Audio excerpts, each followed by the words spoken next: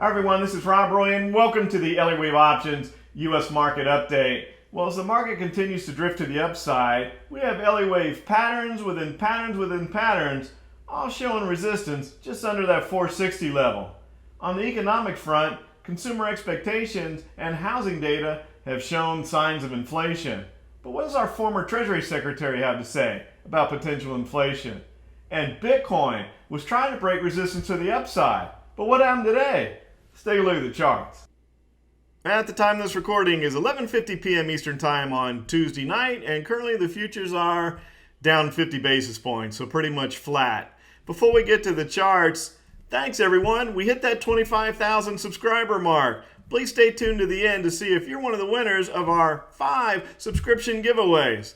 Now, as we take a look at the charts, you can see as the market pulled back a little bit today, but when we look at the 10-day moving average, all we did really was tap the 10-day moving average on the low. But in the intro, I mentioned that we have Elliott Wave patterns within patterns within patterns, all kind of converging right around the same area, just under that 460 level. If we were to apply the Elliott Wave long count, you can see that that pattern starts right at the beginning of that zigzag pattern. In fact, often zigzags start impulse patterns. So when we focus on this, you can see that, that wave 5 within the Elliott Wave long count, as you would expect, is right there just under that 460 level as well. But what if we just zoom in on the wave 5 itself and put a shorter Elliott Wave count on? You can see that within the wave 5, there's another full-on wave 5 impulse pattern, also giving us that exact same wave 5. Again, the wave 5s are going to be at the same point. But isn't it interesting that there's a full wave 5 pattern within the wave 5? So what if we were to zoom in on just the wave 5 of the wave 5, if you will? If we take a look at that, you'll be able to see that there's another zigzag pattern located within that area. So here's the zoom in. So taking a look at this last zigzag right here, where's the target price? Right on top of that extension of the larger zigzag and right where all of those wave 5s are all converging. So ton of Fibonacci Elliott Wave resistance right under that 460 level. So it looks like we're going to have a lot of resistance at this level, and the market may struggle to get through it. As I've talked about in the past, I have a feeling that what comes out of this triangle pattern within interest rates is going to have a lot to do with whether or not the market bumps its head and can't get through this resistance area, or if it's able to break through it. Depending on which way we break, I think that's the direction the market goes. If the interest rates break to the upside, then I think the market's going to struggle, especially if interest rates move up a little too far. If we move to the downside, that would probably be supportive of the market, at least for the short term, but might indicate economic weakness down the road. So how well is that going to help as far as the market moving too much further to the upside? But take a look at what's happened. Boom. There's the break out of the triangle. Our subscribers know, though, when we're taking a look at these triangles, one day doesn't mean anything. You have to have a second day, a follow-through or confirmation day. So tomorrow's going to be really important to see what happens on the TNX. Now, talking about inflation, I also mentioned in the beginning that the housing data had come in and was showing pretty significant signs of inflation. Look at this. This is the Case-Shiller National Home Price Index, and look at that spike. Is that a blow-off top in housing prices? Pretty amazing, with as much as they've risen already, that we get another spike in housing.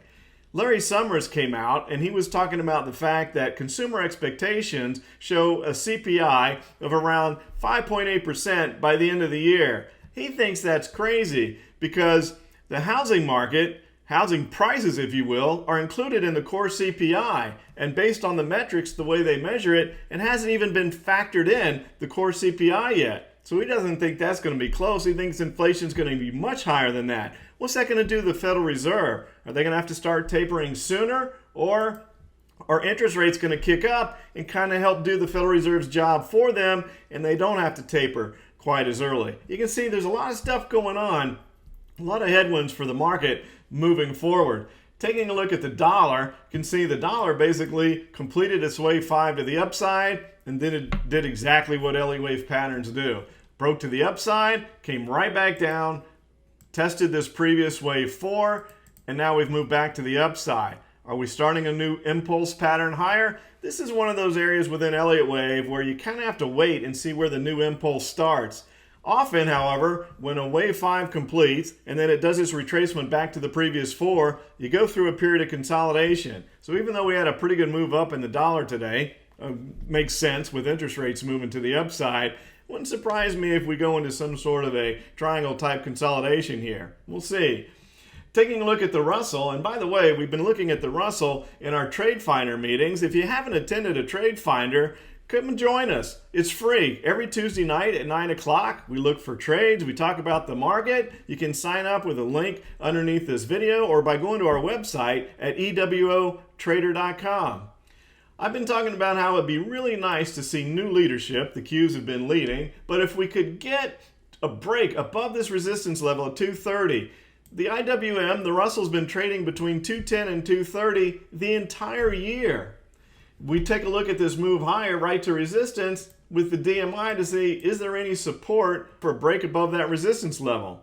And as you can see, not really. Look like maybe we had something going, but it looks like the DMI is falling apart, and it looks like perhaps the Russell is destined to head back down towards a test of the support level. It's always a chance that the DMI reforms and gains some support to move higher, but if we look at the moving averages, you can see that we're right there at the 10-day moving average. So perhaps we could say we were a little bit overbought on the Russell, not enough energy to move higher, but I just don't see the support out of the DMI yet for that break of resistance.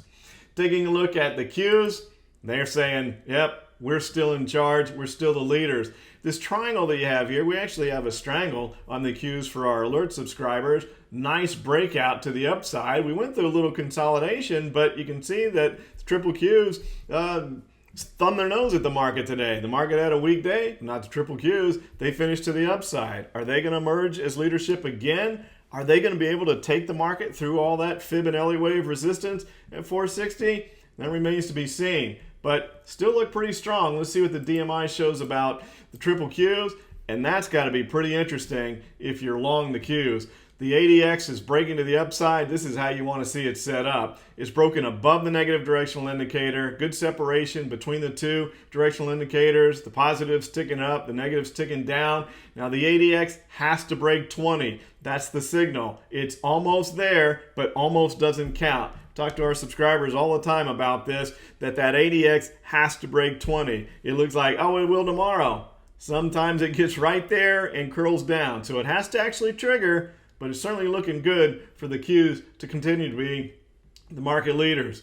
Now, I also talked in the entry about Bitcoin. Holy cow, what's going on with Bitcoin today? Here was that break right here, yesterday's trade, where it looked like we were going to break above this resistance area. We've talked about these zigzag patterns where we had the big one to the downside, and then we had this other zigzag pattern to the upside. And then again, Fibonacci, Elliott wave, resistance area here, congestion, if you will, the 61.8% level to the downside, the 100% extension on this zigzag pattern to the upside, and for basically a month, we've been churning right under that level. Just as it looks like we're to break out, El Salvador, of all places, comes out and announces that they're using Bitcoin as legal tender. They even have ATM machines around the country, but El Salvador is only the size of New York City.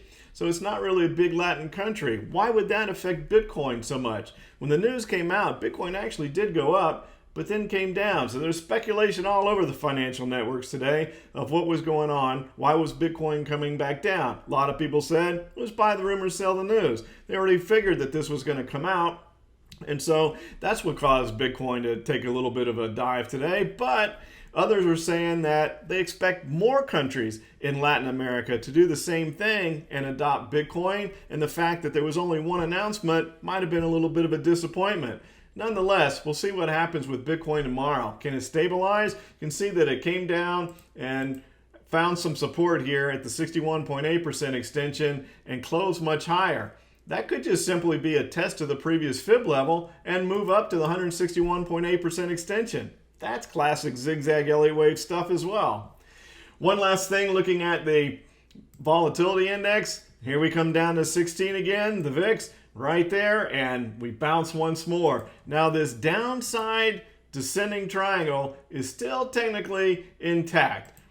I'm being a little bit generous with the line there, but you can see this high spike here didn't quite violate this one. So we still technically have a pattern of lower highs, and then down here at the support level, a bounce today. How far is that bounce going to go? Are we going to come up and spike up towards this trend line, or something a little bit more indicating more downside for the market?